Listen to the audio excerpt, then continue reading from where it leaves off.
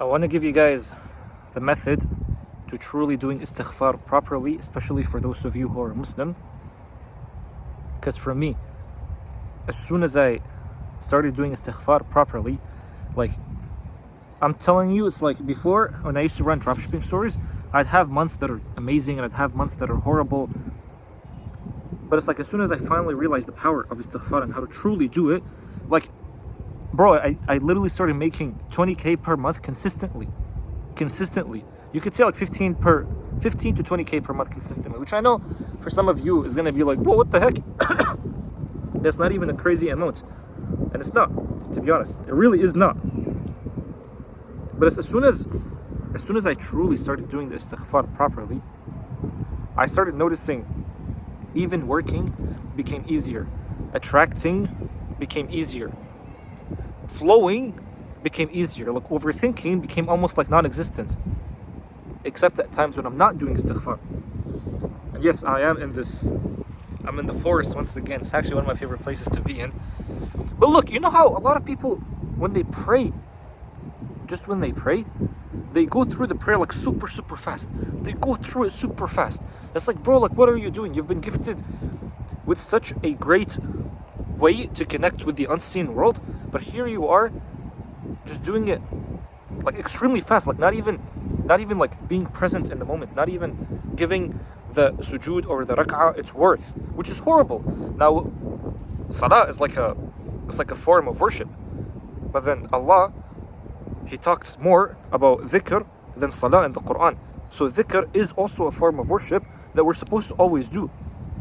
And Allah did say, if you do istighfar, I'll give you kids, I'll give you like rivers, I'll give you money.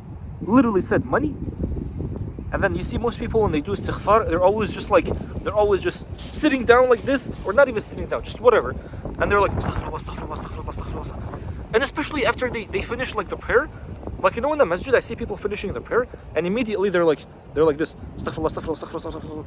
Bro, like, what are you doing? This is so freaking fast. You need to slow down. Not just slow down, but like, imagine right now, I invited like a, or I'm telling my daughter, I don't have a daughter, but it's like I'm telling my daughter, go clean. Every single time, just like clean. Like, you think the daughter is gonna understand what I mean by clean? Like, sure, she's gonna go and clean the dirty stuff, but it's like, what do I mean by clean? Like, clean the toilet, clean the kitchen, clean the bedroom. Freaking clean what? This is what you guys are doing. When you're doing istighfar, you're always like, astaghfirullah, astaghfirullah, astaghfirullah. Astaghfirullah what? For what? What do you mean astaghfirullah, bro? Like, what are you talking about? For what? Now, obviously, once again, it's beneficial to do istighfar than not to do istighfar. But then it's like, but astaghfirullah for what? You do know Prophet Yunus alayhi salam, when he was in the belly of the whale, he said the famous dua where it was like, La ilaha illa anta subhanaka inni kuntu min al-zalimin. But then continue, wa in lam taghfir li lakunanna min al-khasirin. It's like he was saying, there is no God but you, Allah. I was from amongst those who wronged themselves. Here's the thing, this is the key. When you realize that there is a reason why you're doing istighfar, there is something that you've done in your life, doesn't matter what it is, and you're doing istighfar for that, that's when istighfar is going to become so powerful. Like, let's just say the other day you yelled at your mom. Because to be honest, I yelled at my mom. I mean, she thinks I yelled at her, okay? She thinks I yelled at her, but I didn't even raise my voice. But the fact that she felt that I yelled at her is not good, right? But anyway, the fact that she was hurt from something I did is obviously a sin. So when you're doing istighfar right now, or this is basically talking to me, but if I'm doing istighfar right now, I should be doing istighfar thinking about the time when I yelled at my mom. The sin. Same thing with you. Any sin that you do istighfar, but literally think of the time when you were sinning and say istighfar on that. Because you know how Allah says when the people do tawbah, when the people do istighfar, Allah changes their deeds from bad to good.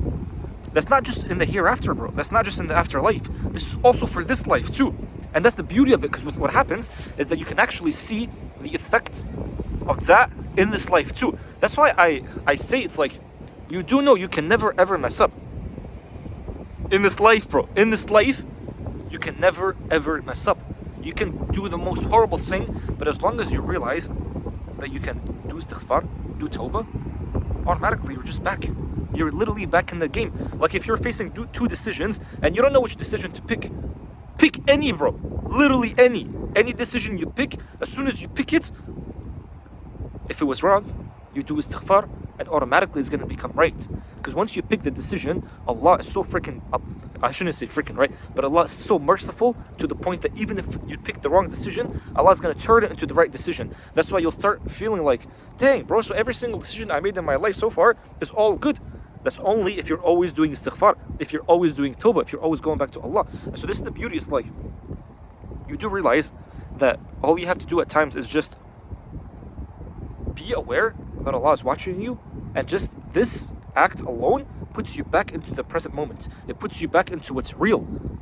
It puts you back into what's real. So istighfar is not just something that you say with your tongue. Istighfar is not just something you say with your tongue. It's knowing that you've wronged yourself, and then going back to Allah. Then realizing that Allah is watching you right now. And so I always say, it's like when you do istighfar, and then you're feeling this way, it's like you're feeling like, oh man, like everything is good, like you're actually back with Allah. In that moment, it's amazing to do dua. And I usually tell people, I was reading a book about this like millionaire habits or something like that, and it was asking people a question. Like if you ask a poor person a question where it was like, would you rather have a car or a house? Most poor people would be thinking, they're like, car or a house? Well, rich people say car is like a liability, a house is an asset at times, so I'll pick the house. Or I want to drive, I'll pick the car. You know what a rich person would say? A rich person wouldn't be like, oh, house. That's not what a rich person would do. A rich person would say, both, bro. Why am I limited? Why am I limited to just one thing? I'll pick both. And so when you're making dua, you do realize you're always limiting yourself. Who are you limiting, bro? You're making dua to who? You're making dua to Allah. You think Allah is going to be like, oh, well, you only get to have one, I'll either give you this or this. Allah can give you anything, bro. So when you're in the state, when you do istighfar, you'll notice that this thinking, and I would say this is even shirk, bro. Because it's like what are you saying about Allah? Like Allah is so merciful and so giving. Allah can give anything. So when you do istighfar, you'll notice that even this will start healing. When you do proper istighfar, like all the thoughts that you're having, because remember, it's like most of you guys nowadays are just sitting at home, right? But all the thoughts that you're having, I know sometimes people say it's like, but thoughts, you're not really being tested or like judged for your thoughts. But you are, bro. You actually are, because these thoughts is changing you. If it's changing you, it's leading to things that you're doing on the outside too. So when you're doing istighfar for the thoughts, like why do you think Muhammad sallallahu alaihi wasallam used to do istighfar so much? You think Muhammad sallallahu alaihi wasallam would be sinning? He would not be sinning, but he would also have sometimes, because in the Quran it says, like Allah was saying, yaghfiru min dhanbika, to Surah Al-Fatih, where Allah was saying, I'll forgive your dhanb to Muhammad sallallahu alaihi wasallam. Muhammad sallallahu alaihi wasallam does not have sins, but every human has dhanb. Dhanb just means that, like for example, if you go to Taraweeh every single day, 30 times a day, 30 times a month, but then you missed one day, for you that's a dhanb, because you're not at that level, because your standards are high. So all of you guys, you've obviously done something where your standards were higher than that, and that's a dhanb. And if you do istighfar on that, Allah's going to fix it. So do istighfar, bro. Allah's literally going to increase your money. As soon as I did it, like my money started increasing, and so my goal was to basically get like 300,000 per month. And you know what, bro, like with istighfar, I truly feel like I can reach that easily too.